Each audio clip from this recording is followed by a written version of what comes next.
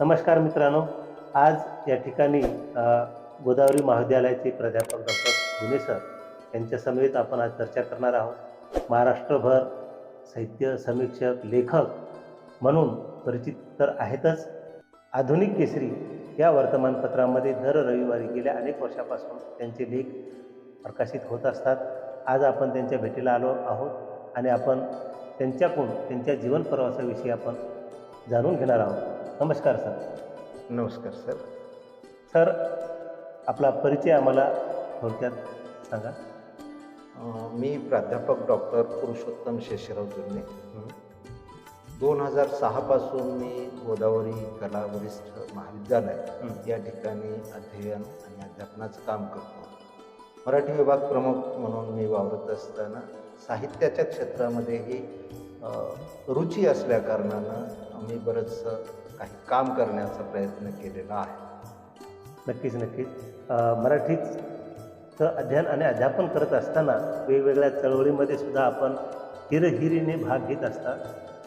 तर आपलं जे पहिलं पुस्तक आहे हे काव्यसंग्रह जे आहे की मित्र तुम्हाला मी दाखवतो, लिलाव, पुरुषोत्तम जुने सर यांचं हे पहिलं गझल संग्रह आहे. तर हे गझल संग्रह लिहिण्यामागचं जी भूमिका आहे का आपण महाविद्यालयीन जीवनातून हे लिहित असताना आपल्या मनामध्ये एक प्रेमभाव निर्माण झाला असेल महाविद्यालयीन पातळीवर, त्या अनुषंगाने लिहिण्याची प्रेरणा आपल्याला मिळाली का? कशा पद्धतीने आपण हे पुस्तक लिहिण्याची प्रेरणा आपल्याला मिळाली?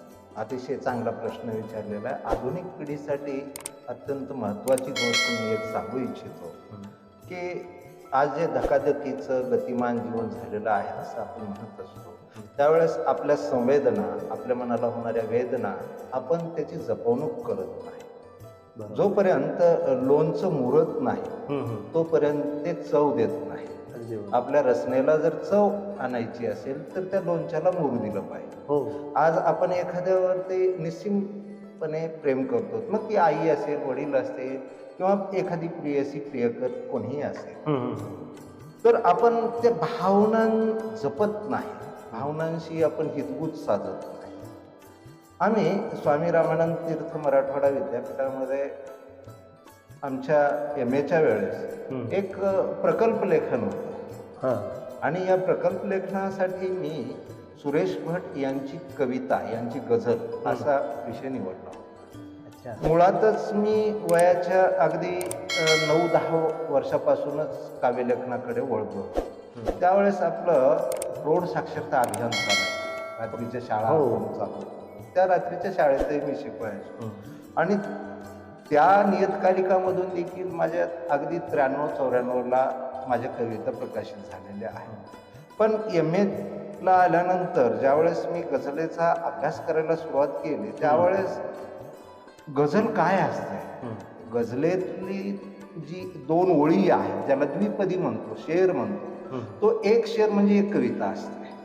आणि सुरेश भटांच्या साहित्याचा अभ्यास केल्यामुळं गझल मला समजून घेण्यासाठी माझ्या आकलनामध्ये भर पडली आणि मुळात कवीचा पिंड असल्यामुळं मी नंतरच्या काळामध्ये गझलेकडे वळालो आणि मग कवितेसोबतच अनेक गझला लिहिल्या. मित्रांनी असं म्हटलं की अरे गझला आजकाल कोणी फार लिहित नाही, गझल हा अत्यंत चांगला प्रकार आहे, मग तू त्याचं पुस्तक का काढत नाही?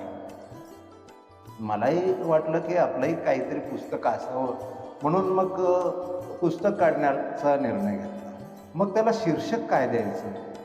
मग अनेक आम्ही चर्चा करून मित्रांमध्ये लिलाव हे शीर्षक आम्ही फायनल केलं. त्याचं कारण असं की मग गोरगरीब असतील किंवा शोषित घटक असेल किंवा अन्य कोणी असेल तर त्याचा लिलाव आज दररोज होतो आहे. नक्कीच. म्हणून आपल्या भावनांचाही लिलाव होतोय की काय, तारुण्यावस्थेमध्ये आपल्या भावनांचाही लिलाव होतो काय, अशी एक शंका मनामध्ये आली आणि मित्रांनी सजेस्ट केल्याप्रमाणे मी लिलाव नाही, आपला लिलाव होतच असतो. कारण जेव्हा शुभमंगल झालेला असतं मित्रांनो, त्यामुळे तेव्हा वधू पिता असतो, तो हुंडा देऊन आपला लिलाव करून आपल्याला विकतच घेत असतं असं सांगायला काही हरकत नाही. बरं, या संदर्भात तुम्हाला एखादी 2 ओळीची गझल आम्हाला सांगता येईल का आमच्या प्रेक्षकांना? साधा पेहराव माझा, साधीच राहणी होती, इथे माझ्या लिलावाची मोठी मागणी होती. क्या बात आहे, या वा वा वा. पद्धतीनं मी या गझल संग्रहामध्ये गझला लिहिलेल्या आहेत. नक्की सर, गझल लिहित असताना तुम्ही जे समीक्षात्मक पुस्तकं ही तुमची आम्हाला दिसली आणि आम्ही वाचली सुद्धा. तर अंतर्वेद नावाचं दुसरं तुमचं पुस्तक जे आहे हे अंतर्वेद नावाचं पुस्तक तुम्ही लिखाण केलं. तर नंतर तुम्हाला गझल सोबत समीक्षात्मक ग्रंथ कशा पद्धतीने तुम्ही मांडलात? माझा पिंड मुळातच वाचकाचा आहे. मला आठवतं, मी ज्यावेळेस 4थीच्या वर्गात होतो ना, त्यावेळेस मृत्युंजय कादंबरी वाचली. अगदी 4वी-5वी पासूनच मी पारावरच्या पोथ्या देखील वाचलेल्या आहेत. आपल्या गावगाड्यामध्ये श्रावण महिन्यात पोथ्या लावतात. हो. मग हरिविजय, रामविजय, प्रताप, पांडव प्रताप वगैरे पोथ्या लावतात. ग्रामीण ग्रामीण भागामध्ये भागामध्ये लावतात. आणि शिवलीलामृत महाशिवरात्रीच्या दिवशी दरवर्षी वडील पारायण करायचे. वडिलांसोबत ते शिवलीलामृत वाचायचं, पारावरच्या पोथ्या.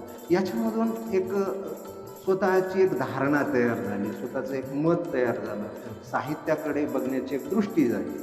त्या पोथ्या पुराणातलं तुम्ही अध्यात्म सोडून द्या, धार्मिकता सोडून द्या, एक निखळ साहित्य म्हणून जरी आपण त्याच्याकडे बघितलं तर असं बरंचसं साहित्य मी वाचलेलं होतं.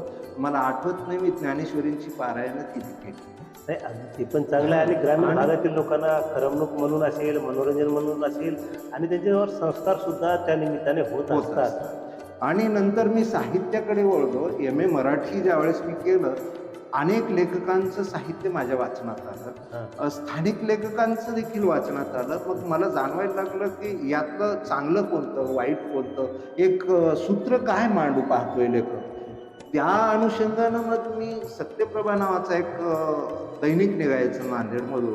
त्यावेळेस मी 2003 पासून त्या सत्यप्रभाच्या साहित्यप्रभा नावाची एक दर रविवारी पुरवणी निघायची. त्या पुरवणीला मी सातत्यानं अगदी 2 वर्ष लेखन केलेलं आहे. नक्की सर, आपलं लेखन खूप चांगलं आहे. आणि त्यासोबत जे आहे की तुम्ही मराठीचे अध्यापक असल्यामुळे ते आता 3री आवृत्ती त्यांचं 3रं पुस्तक जे आहे भाषा विकास आणि राजकारण. खरं पाहिलं तर भाषा विकास आणि राजकारण ह्या 2 गोष्टीचं तुम्ही याच्यामध्ये जे शीर्षक दिलेलं आहे, तर याच्या संदर्भात काय सांगणार? कसं आहे, माणूस जीवन जगत असताना आपण एक त्याचं स्पेसिफिकेशन करत असतो की हा साहित्याचा आहे, हा राज्यशास्त्राचा आहे, हे हिंदीचे आहे, हे मराठीचे आहे. पण आपल्याला जीवनाला सामग्र्यानं समोर जावं लागतं. नक्कीच. म्हणजे ज्यावेळेस आपण समाजात वावरत असतो त्यावेळेस राजकारण वेगळं, विकास वेगळा, साहित्य वेगळं, संस्कृती वेगळी असं करता येत नाही. म्हणून विचार केला की ज्यावेळेस आपण चळवळीमध्ये वावरतो, समाजामध्ये वावरतो, त्यावेळेस आपण काय विचार करतो की हे माझं क्षेत्र नाही. पण असं नाही. ज्यावेळेस आपण राजकारण विरहित विकास करू पाहतो त्यावेळेस ते शक्य होत नाही. का तर आपल्याला संविधानानं मतदानाचा अधिकार दिला म्हणजे आपण राजकारणी आहोत. राजकारण हे इतकं बारकावीनिशी आपल्याला पाहावं लागतं. जर आपल्याला मतदानाचा अधिकार नसता तर आपण राजकारणावर भाष्य करू शकतो नसतो. पण आपल्याला मतदानाचा अधिकार दिलेला आहे म्हणजे आपली राजकीय भूमिका निश्चितच आहे. नक्कीच. आपण जे दरवर्षी दर 5 वर्षांनी जे काही राजकारणातील लोक असतात, मतदानाच्या रूपाने आपण एक चांगलं नेतृत्व देण्याचा प्रयत्न करत असतो. म्हणजे आपण राजकारणाचा एक घटक म्हणून संविधानाने आपल्याला जो अधिकार दिलेला आहे तो आपण अधिकार त्या माध्यमातून करत असतो. आणि भाषा विकास आणि राजकारण खूप अप्रतिम असं पुस्तक आहे मित्रांनो. आपण नक्कीच सरांचे पुस्तक विक्री करून जे आहे ते वाचू शकता. त्याच्यावर आणखी एक गोष्ट मला या अनुषंगानं सांगायची आहे की कोणताही विकास हा भाषेशिवाय होऊ शकत नाही. अगदी भाषा तुमची जेवढी प्रगल्भ असेल तेवढा माणूस विकसित होऊ शकतो. तुमचे विचार प्रचंड आहेत असं ज्यावेळेस तुम्ही म्हणता त्यावेळेस तुमची भाषा देखील तेवढी प्रगल्भ असायला हवी. का तर विचार कोणत्या माध्यमातून मांडणार आहात तुम्ही? ते भाषेच्या माध्यमातून. आपल्याला एखाद्या मराठी भाषिकाला आपण नेहमी वर्गात शिकवताना म्हणत असतो, साहित्यशास्त्र, भाषा विज्ञान वगैरे, की एखाद्या मराठी भाषिकाला कानडीमधून किंवा संस्कृतमधून स्वप्न नाही पडत. नाही. आपल्याला मराठीमधूनच स्वप्न पडतं. आपली जी मातृभाषा आपली आहे जी मातृभाषा आहे त्याच्यामधूनच स्वप्न पडत असतात. भाषेचं संवर्धन आणि संरक्षण जोपर्यंत आपण करणार नाही तोपर्यंत आपली पाळंमुळं घट्ट होणार नाही, आणि ज्याची पाळंमुळं घट्ट होणार नाहीत तो फोपावू शकणार नाही, त्याचा वटवृक्ष होऊ माझा एक शकणार प्रश्न आहे तुम्हाला. तुम्ही सांगितलं की तुमची भाषा ही प्रकल्प असायला हवी, परंतु सर सांगायचं म्हटलं तर भाषा हे तुमचं विचाराचं आदान प्रदान करण्याचं माध्यम आहे, बरोबर आहे. आणि प्रवाहाच्या अनुषंगाने भाषा जी आहे ती वेगवेगळे शब्द जे आहेत ती आपल्यामध्ये सामावून घेत असते. आता बरेचसे शब्द आपण व्यवहार ज्ञान करत असताना किंवा आचरणात आणत असताना इंग्रजीचे भरपूर शब्द येतात. बरोबर. मग का ती भाषा समृद्ध नाही का, असं तुम्हाला काय याच्या संदर्भात काय मला असं वाटतं? अतिशय अतिशय चांगला आणि प्रासंगिक प्रश्न सरांनी विचारलेला आहे, डॉक्टर आडे सरांनी. प्रथमतः त्याबद्दल तुमचं अभिनंदन करतो. कसं असतं, भाषा विकसित होत असताना, आता उदाहरणार्थ आपण इंग्लिशचं घेऊ, आपण इंग्रजी म्हणत असतो. इंग्लिशचा वापर करत असताना आपण त्या भाषेचे जसेच्या तसे शब्द घेतो का? नाही. उदाहरणार्थ सीडी हा शब्द आहे, सीडीज अनेक असतील तर सीडीज म्हणायला पाहिजे, पण आपण मराठी भाषा काय म्हणतो? शिड्या. हो. ज्यावेळेस आपण आपल्या पद्धतीनं त्याचं सामान्यीकरण करत असतो, त्या भाषेतील शब्दांचं सामान्यीकरण करून, त्या क्रियापदांचं सामान्यीकरण करून एक मराठमोळा साज आपण त्यावरती लेववत असतो आणि त्याला आपलंसं करून घेतो, आणि त्याच्यातूनच आपली मराठी भाषा दिवसेंदिवस वाढत नाही, तेही बरोबर आहे तुमचं. आता जसं की माझ्या घरामध्ये 70 वर्षाची किंवा 80 वर्षाची आजी आहे, त्याला म्हटलं की दूरदर्शन तुम्ही बघता का, तर ते त्यांना समजणार नाही. बरोबर. पण टी व्ही तुम्ही बघता का म्हटलं तर लगेच. बरोबर. आता आपल्या खिशामध्ये भ्रमणध्वनी आहे, भ्रमणध्वनी म्हटलं की हा शब्द कळत नाही, पण मोबाईल आण म्हटलं की लहान मुलापासून ते आजीपर्यंत कळतं. म्हणजे ही शब्द आचरणात जेव्हा येतात, वावरतात, तेव्हा ती समृद्ध होते असं मला वाटतं. आणि भाषेचं हे प्रमुख वैशिष्ट्य आहे, प्रवाही पण असणं. हां. आणि प्रवाही पण म्हणजे काय, अनेक आपल्या ज्या भाषा भगिनी आहेत त्या भाषा भगिनीमधील जे काही शब्द आहेत, आपल्याला आता उदाहरणार्थ आपल्याकडं कम्प्युटर हा शब्दच नव्हता, संगणक हा शब्दच नव्हता, त्याची माहिती नव्हती. मग आपण जशाच तसं कम्प्युटर, लॅपटॉप, मोबाईल तुम्ही आज म्हणताय त्या पद्धतीनं असे अनेक शब्द आपल्या मराठीमध्ये रुळलेले आहेत आणि ती मराठी भाषिकांनी पचवलेली.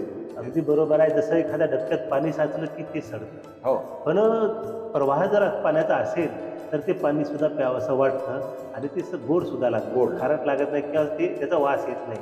त्यामुळे प्रवाहाच्या माध्यमातून जे शब्द येतात त्याला आपण स्वीकारतो आणि ते शब्दसुद्धा आपल्याला अंगवळणी पडतात, आहे का नाही? तर खूप छान या पद्धतीनं समीक्षा केलेली आहे मित्रांनो. त्यानंतर फक्त मराठीतच नव्हे तर त्यासोबत हिंदी साहित्याचं सुद्धा अनुवाद सरांनी या ठिकाणी बऱ्याच ठिकाणी केलेला आहे. भाषा नीति के बारे में आंतरराष्ट्रीय खोज, म्हणजे भाषेच्या संदर्भात सरांचं खूप छान प्रभुत्व आहे. सर, तुम्ही आम्हाला या संदर्भात खूप छान माहिती दिली. आज वर्तमान काळामध्ये जागतिकीकरण हा विषयसुद्धा महत्त्वाचा आहे आणि या अनुषंगाने जागतिकीकरण, समाज आणि संस्कृती नावाचं पुस्तक सरांनी या ठिकाणी लिखाण केलेलं आहे. तर या जागतिकीकरणाविषयी तुमचं काय मत आहे आज वर्तमान काळाला? हां, तर आपल्या संस्कृतीने आपल्याला एक मंत्र दिलेला आहे, वसुधैव कुटुंबकम. म्हणजे हे पूर्ण विश्व हे कुटुंब आहे. हे विश्वाची माझे, हे विश्वाची माझे घर असं आपण म्हणत असताना ती धारणा आणि आजचं जागतिकीकरण यात मूलतः फरक असा आहे. ज्यावेळेस आपण वसुधैव कुटुंबकम म्हणतो त्यावेळेस दूर कुठल्या तरी एखाद्या भूक्षेत्रावरच्या माणसाची पीडा, त्याची वेदना माझ्या अंतःकरणामध्ये होत असते. पण जागतिकीकरणामध्ये तसं नाही. जागतिकीकरण कसं आहे की मूलतः हा व्यापारासाठी म्हणून पुढं आलेला भाग आहे. असं हां, संस्कृतीचं एकमेकांमध्ये मिसळणं इथं गौण आहे. जागतिकीकरणामध्ये संस्कृती ही तुमच्या जवळच असेल, सभ्यता तुमची तुमच्या जवळ असेल. फक्त या जागतिकीकरणाच्या अनुषंगानं आपल्या देशांतर्गत जो उत्पादित झालेला माल आहे तो उत्पादित झालेल्या मालाला नवीन बाजारपेठ मिळावी म्हणून काहीतरी एक गोड बंगाल, उद्योग असेल, व्यवसाय असेल, व्यापार असेल, आपण आयात निर्यात ह्या गोष्टी आपण ज्या सेवा क्षेत्र आहे उद्योग आहे, शेतीची अवजारं आहेत, शेतीची आदानं आहेत, कच्च्या मालावर प्रक्रिया करण्याचे उद्योग आहेत. असे अनेक उद्योग हे एक आंतरराष्ट्रीय व्यापार संघटना जी आपण म्हणतो, त्या आंतरराष्ट्रीय व्यापार संघटनेच्या माध्यमातून विकसित राष्ट्रांनी अविकसित आणि विकसनशील राष्ट्रांवर लादलेलं धोरण म्हणजे बरं असं सर, आपल्याला प्रामुख्याने अगदी बरोबर आहे की जागतिकीकरणाचा आज प्रभाव जो दिसून येतो हा थोडंसं एकच आपण प्रश्न घेऊया की जागतिकीकरण हे आज वर्तमान काळात योग्य आहे की अयोग्य आहे, तुम्हाला काय वाटतं? योग्य अयोग्यपेक्षा मला असं वाटतं की ती काळाची गरज आहे. आपण काळाचे चक्र मागे नाही फिरू शकत, आपण काळाची पावलं मागे नाही टाकू शकत. आता जागतिकीकरणानंतर काय हा प्रश्न आहे. आता मला वाटतं की जागतिकीकरणानंतर संकुचित अवस्था सर्वत्र येत जाईल. प्रत्येक देशाचं जर राजकारण आज आपण पाहिलं तर साधारणतः उजवीकडे झुकलेलं दिसतं. हे याला कारण आहे. याला कारण केवळ भारतातलंच राजकारण उजवीकडे झुकलेलं आहे का? नाही. तर अगदी अमेरिकेपासून ते ऑस्ट्रेलियापर्यंत, भारतापासून ते इंग्लंडपर्यंत सर्वत्र एक उजवी विचारधारा दिसण्यापाठीमागचं कारण हे आहे की हे जागतिकीकरणाचे देण आहे. का तर आम्हाला असं वाटतं की आमचं सर्वस्व कोणीतरी हिरावून घेतंय, आमच्या संस्कृतीवर कोणीतरी घाला घालतंय, आमच्या सभ्यतांची नासधूस करतंय. असं तुम्ही विनाकारण म्हणा, अकारण म्हणा किंवा सकारण म्हणा, कसंही म्हणा, ही धारणा हळूहळू पक्की होत जाते आहे. आणि मला असं वाटतं की जागतिकीकरणानंतर येत्या 50 वर्षामध्ये प्रत्येक राष्ट्र हे आपलं अस्तित्व आणि आपल्या अस्मिता शोधण्याच्या मार्गाने निघालेला असेल. नक्कीच, कारण आजच्या वर्तमान काळात धकाधकीच्या जीवनामध्ये जो कोणी आपलंच काही बघण्याचा प्रयत्न करतो, इतराचं काही बघत नाही. आणि तुम्ही साहित्य लेखनासोबत वेगवेगळ्या आंदोलनामध्ये असेल, चळवळीमध्ये आहे भाग घेताना आम्हाला दिसून येतं. चित्र जुनी पेन्शन असेल, शिक्षकांचा लढा असेल, प्राध्यापकांचा लढा असेल, किंवा जेव्हा जेव्हा अन्याय होत असतो तेव्हा सर त्याच्या जागतिकीकरणामध्ये नेहमीच आपल्या आंदोलनामध्ये ते हिरिरीने भाग घेत असतात आणि आपली भूमिका मांडत असतात. सर, तुमचं एक नवीन पुस्तक जे आहे की काळोखाचा जाहीरनामा DCPSच्या संदर्भामध्ये आलेला आहे. आता आपण तुमच्या साहित्य संदर्भात आज आपण चर्चा करणार आहोत. तर खरं पाहिलं तर 2005 नंतर निवृत्ती वेतन जे आहे की हे बंद झालेलं आहे आणि शिक्षण क्षेत्रसुद्धा बदललेलं आहे. आपण बघतो की आता नवीन धोरण सध्या अंमलात, ते राजकारणी असेल किंवा शासन आहे अनुइच्छित आहे. तर तुम्ही काळोखाचा जाहीरनामा जेव्हा हे पुस्तक सरांनी लिखाण केलं तर या संदर्भात आम्हाला सखोल अशी माहिती जर मिळाली तर खूप छान होतं. काय 2005 नंतर नियुक्त झालेले जे सरकारी कर्मचारी आहेत, या सरकारी कर्मचाऱ्यांना 1982 आणि 1984ची जी जुनी पेन्शन योजना होती, निवृत्ती वेतन योजना होती, ती शासनाने अगदी एका अध्यादेशाने घालवून टाकली. आणि खरं तर ज्यावेळेस 2004ला केंद्राचा निर्णय झाला त्यावेळेस केंद्रानं स्पष्टपणे त्याच्यात म्हटलेलं होतं की ही योजना राज्याने अंमलात आणायची का नाही ही पर्यायी स्वरूपाची असेल. म्हणून तेव्हापासून अगदी आजही पश्चिम बंगालसारखं राज्य तिथं जुनी पेन्शन योजना आहे. त्यांनी DCPS ही लागू केलेली नाही, ज्याला आपण डिफाईन्ड कॉन्ट्रिब्युटरी पेन्शन स्कीम म्हणतो, DCPS. मग आम्हाला असं जाणवलं चळवळीत काम करत असताना, कर्मचाऱ्यांशी बोलत असताना, की याविषयी समाजामध्ये एक प्रकारचा असंतोष तर आहेच, पण माहिती काही नाही. आता उदाहरणार्थ DCPS म्हणजे काय? नाही, समाजाचा असंतोष म्हणण्यापेक्षा कर्मचारी या अनुषंगानंच मी म्हणत असतो की याच्याबद्दलचा एक असंतोष आहे, पण पुरेशी माहिती नाही. मग DCPS म्हणजे काय, NPS म्हणजे काय, प्राण काय आहे, PFRDA काय आहे, वगैरे वगैरे गोष्टीची काही कल्पना नव्हती.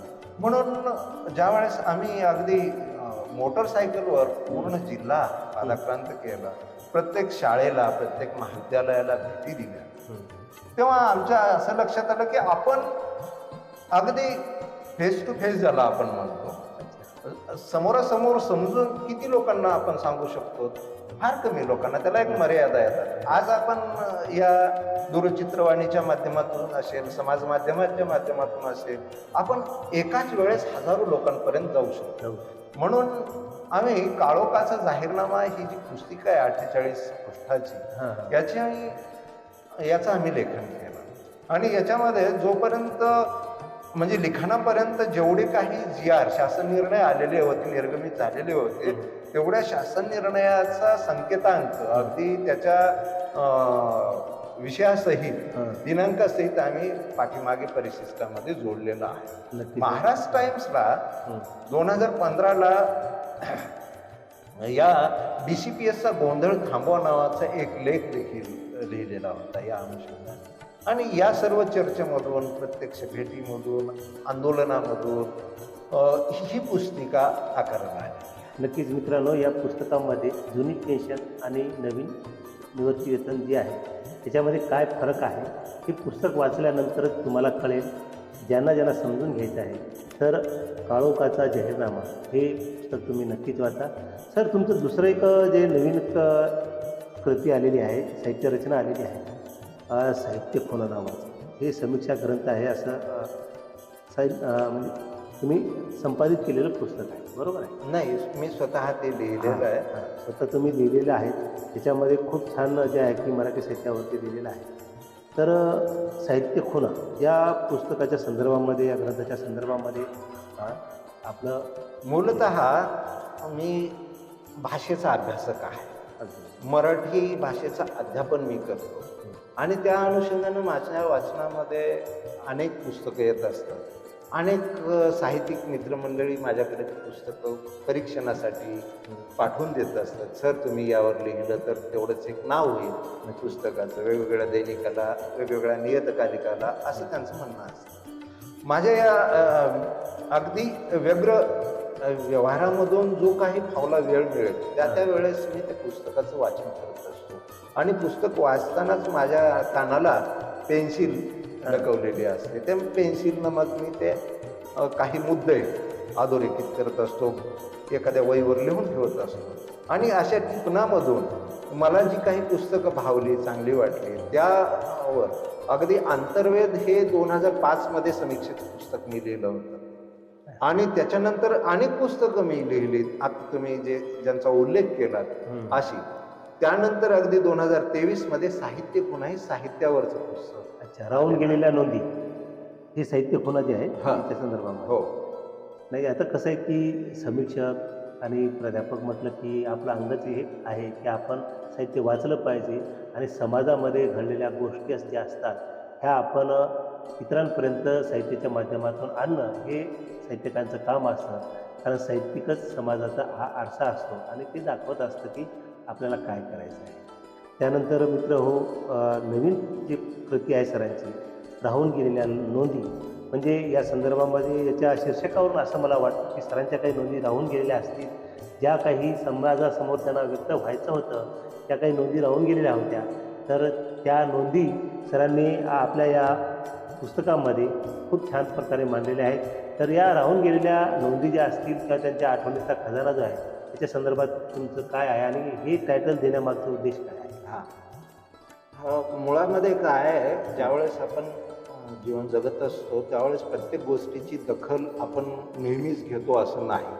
काही गोष्टी या आपल्या बंद कप्प्यामध्ये असतात. उदाहरणार्थ आपण सामाजिक, विशेषतः माझ्या बाबतीत सांगायचं झालं तर सामाजिक चळवळीमध्ये काम करत असताना मला तत्कालीन परिस्थितीमध्ये जे काही प्रश्न पडलेले होते, उदाहरणार्थ या राहून गेलेल्या नोंदी या पुस्तकामध्ये डावी चळवळ, डाव्या चळवळीमध्ये विशेषतः मार्क्सवादी चळवळीचा पाया ज्याच्यावर आधारित आहे अशी ऐतिहासिक भौतिकवादासारखी संकल्पना असेल किंवा वरकड मूल्याचा सिद्धांत असेल, सामाजिक चळवळ म्हणजे काय, अशा टायटलखाली काही लेख मी प्रसंगोपात त्या वेळेस लोकांना समजावं म्हणून मी लिहिलेले होते. त्याचं जाहीर वाचन झालेलं होतं, पण त्याचं संकलन मात्र अद्याप झालेलं नव्हतं. ते इतस्तः विखुरलेलं होतं. मग दरम्यानच्या काळामध्ये काही मित्रांकडून